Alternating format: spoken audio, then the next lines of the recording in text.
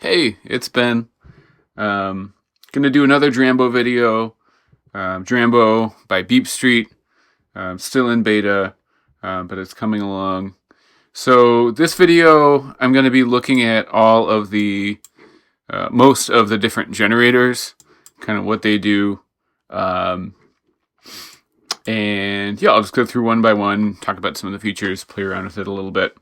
And then I'm probably going to do a similar video for the other categories, might combine some of them. Anyways, here we go. And just a quick disclaimer, obviously the app is still in beta and things keep progressing, and mostly it's just new features being added, but occasionally something will actually change. So you might see something in a video, either a previous video or this video or future videos, that doesn't make it into the final product that gets released. And I might get something wrong also, in terms of like how things work together, that kind of thing. I'm just beta testing the app, and the Beep Street developer has given me the okay to make videos, but I just want to say that I'm not speaking for him at all.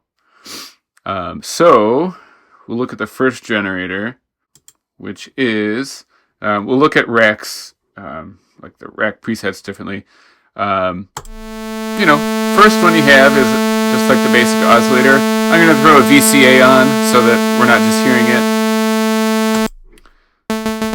But, I haven't gone through like all of the different options that are kind of available here. I'm going to turn it down just a little bit. It's not quite as loud. So obviously, you get different waveforms. Sine 9, which I think is just like a little bit extra of some harmonics in there. Saw wave, just the default. Pulse wave. And so with pulse wave, you get pulse width.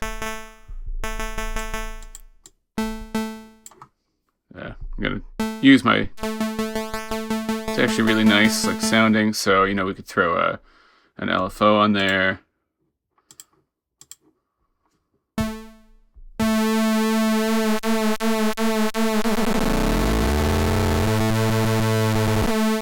That's fun.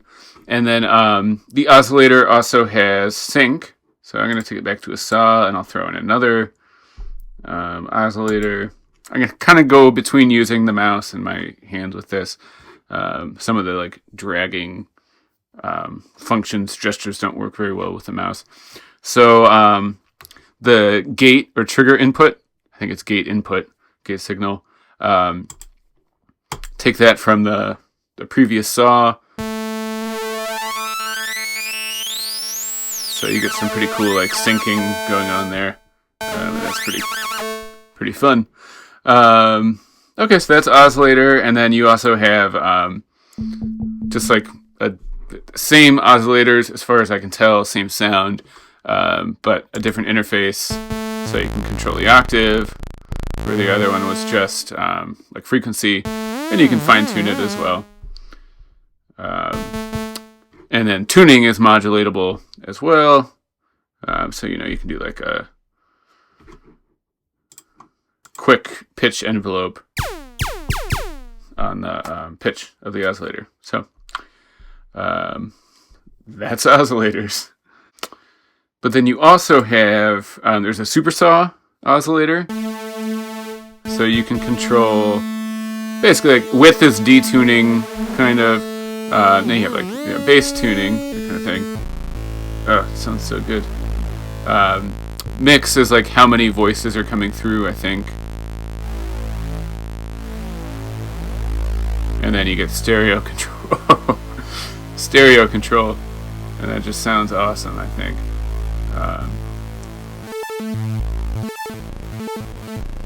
That's fun. Okay. And that can be, synced up to any source as well, or the gate input can be synced as well. And then the last oscillator is the FM operator, and we don't even need the VCA. So the FM operators have kind of a built-in VCA, so it's got the decay and attack. So you can have it like a very short attack, just like a little click, and then a long decay. You can also have them just sort of like free running. So pull out the end level. There it goes. Bring that down, and it'll sustain. And you control the feedback. So like all the way to the right is basically a saw wave, and then all the way to the left, so basically a square wave, almost a square wave. And then ratio, makes more sense when you're talking about using the FM operator with other sound sources. So we can add in another FM operator. It actually defaults to phase modulation now, and I don't know too much about phase modulation, so I'm not going to try and explain it. But we'll start with frequency modulation. And if you change the ratio, obviously it's going to change. So like the pitch that the different operators are running at. And so the modulation will be different. You can detune it if you need to. You can also do, I think it's 0 through FM or something. I don't know why this sounds different, but you can probably hear it. It's just a little bit different,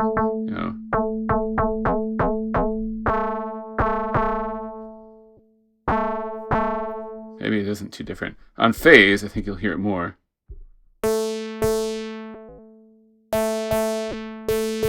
Just a little bit different in timbre.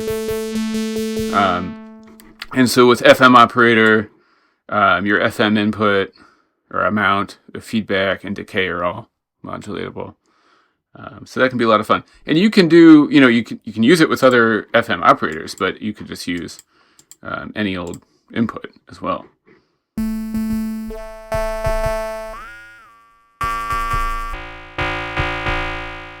And you could hook up like a whole system of these and basically make a DX7 or whatever you wanted to do with it. So that's a lot of fun. Signal input for the FM, gate to trigger the operator, and then pitch and velocity input. So this can respond to velocity if you want to. Oh, and the pads are velocity sensitive. Further down on the pad is lower velocity, higher up, higher velocity. Simple. Okay. All right. So, I already did a video on the samplers. I'll probably do another one on the new Flexi, which is like the new version of the Flex sampler. But looking at the other generators that you have, I throw in a VCA before the noise, but that's something you might want to look at. Okay, nothing too special. But right now you have white noise, and you've also got pink noise, which is like lower intensity in the higher frequencies of the spectrum. That's all. So it's not filtered noise technically, but it is. It kind of sounds like it's filtered. And then that's in stereo. So you can have stereo noise, and I think you can hear it's like different on each side, left and right. And might be thinking like, why do I need poly noise? You don't need it, unless you have a poly patch, in which case you do need it. So just take your input, gate input, hook it up to the track, and now you've got poly noise. And that might be more useful if it's included next to an oscillator, or if you're doing like a resonance sort of thing. And when it's in stereo, it just sounds really full and rich, kind of fun. And you can use that as a noise source, obviously, on the FM. That might sound kind of cool. Let's see what that's like. It does sound cool. Okay.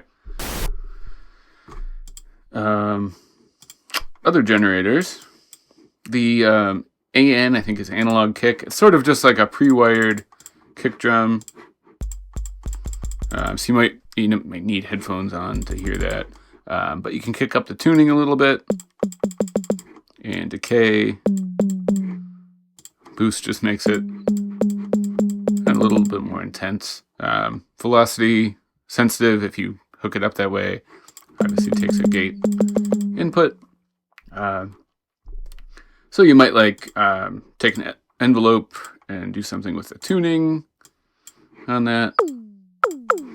Here it a little, make it lower, but raise that tuning just a little bit. Or, you could take like noise, for instance. Also modulate the tuning with noise. Hear it a little bit better. It's a little bit more pronounced, almost like a snare drum. I don't know. There's a couple things that you can do with the kick. And then in addition to that, you've got audio input. So today, the developer, Giku Beep Street, posted a video using the audio input into like a comb filter. So I'm going to try and recreate that. I am going to mute my Drambo right now because I blew out my ears just a little bit playing around with that earlier. So he took an audio input and then what did he had? He used the envelope follower,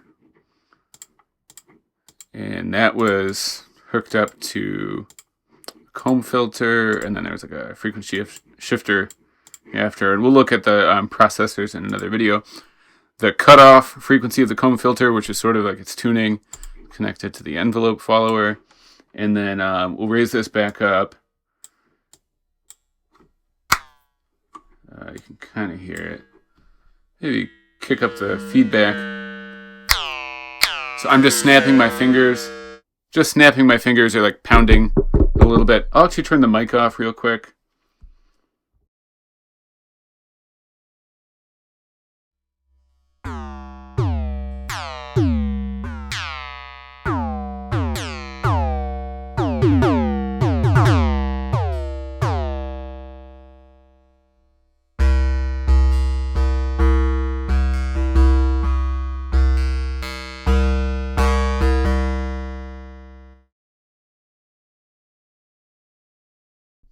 Okay, I mean, that he came up with that routing. It sounds really good. I didn't even play with the frequency shifter. I'm gonna knock out all of this stuff, but you can sample. You can sample into the samplers with your voice, or through a microphone, any audio input, or you could use that as like a modulation source. So if we wanted to hear what that sounds like I'll do FM.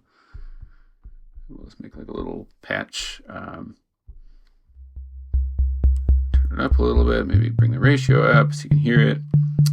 And then I'm gonna bring in the FM. I don't know what it's to sound like, but I don't know. Is it doing anything? You should be able to hear me now talking through the FM operator. So not the most useful use case. But that's something you could do, and then obviously you could run in like any sound source that you wanted, and you wouldn't just be speaking nonsense into your microphone. So audio input, stop it from running. What else is in here? I still don't fully understand the clock generator, so I'm not going to do anything with that. But impulse just generates like a really quick little snappy sound, and you've got some control, so you can add in like some noise. There's a click, pulse, and a half sign. And I don't know the difference between all of these. You can change the length. It can respond to velocity. And then there's a tone control. So this might be useful for the modal resonator, because that needs some sound source, basically. It only has a signal input, the modal resonator. So this is just like a really snappy, it's an impulse that will then, you can use it as any sort of sound source, but it works well with the modal resonator. And then, so this one's kind of fun, the stochastic gate generator. It's basically just like a random gate generator. So you can just hear it. It's, it's triggering the FM operator. And the frequency is sort of just like an average frequency of the gates that are being generated. So you can turn that way down. Or you could turn it way up. And that could be triggering any source you wanted it to, obviously. Okay, so that's the stochastic gate generator. And then last one, this one's really fun. So the retrigger is basically, it generates multiple triggers for each trigger that it receives, or each gate input. So you have a couple different controls. Density is how many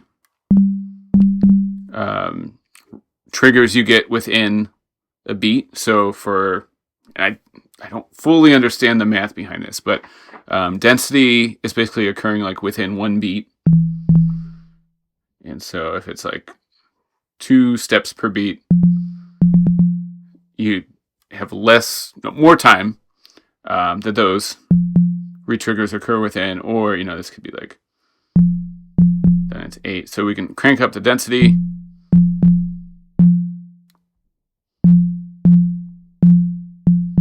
Occurring really quickly. And then bend. You hear that a little bit better.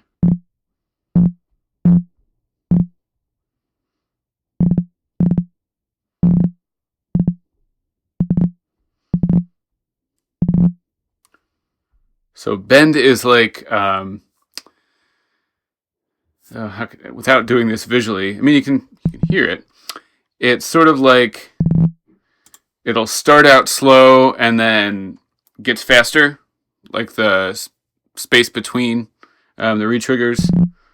Or it can start out slow and get quicker, I think.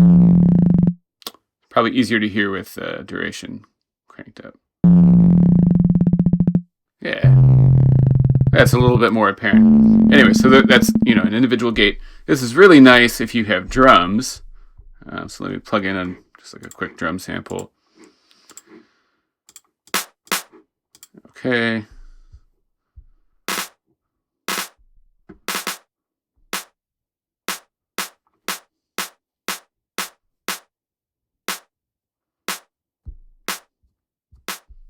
Okay, so last generator is the retrigger, and this basically just generates multiple triggers for each trigger that you get. So I tap once, and the retrigger can create more than one trigger out of that. So to start, I'll just do it with an FM, and get a shorter decay.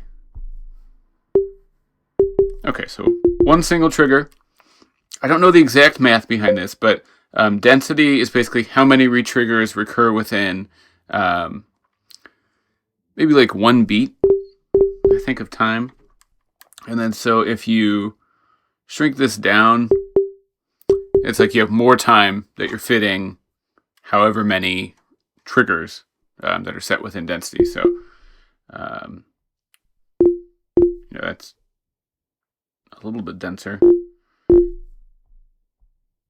And then duration is how many repeats, basically. So one single tap, 7 repeats of, I don't know if it's like one step or something, whatever. And then in addition to that, you get bend, which basically you either start slow and then the retrigger speed up, or the opposite of that is you start fast and then you slow down. And then I haven't really messed with, bend velocity. If you have it it'll be a little bit quieter. Yeah, you can hear it dying out at the end. Or fading in with velocity. And bend duration, I think, is sort of like the curve of the bend. So you could basically finish the bend really quickly, or finish the bend would at the end. The bend would be concentrated into a specific part. I think. Again, I'm not explaining this perfectly, but that's what it does.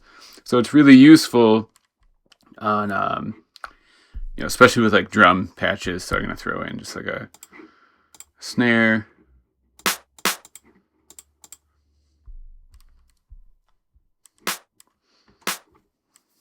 And then I'm going to double this real quick. So, my default retrigger is set to like just nothing out of the ordinary. So I can set a P-lock on it.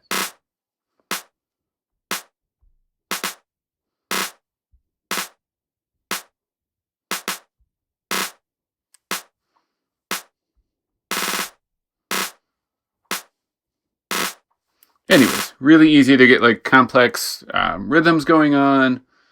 Add a little variety to the pattern.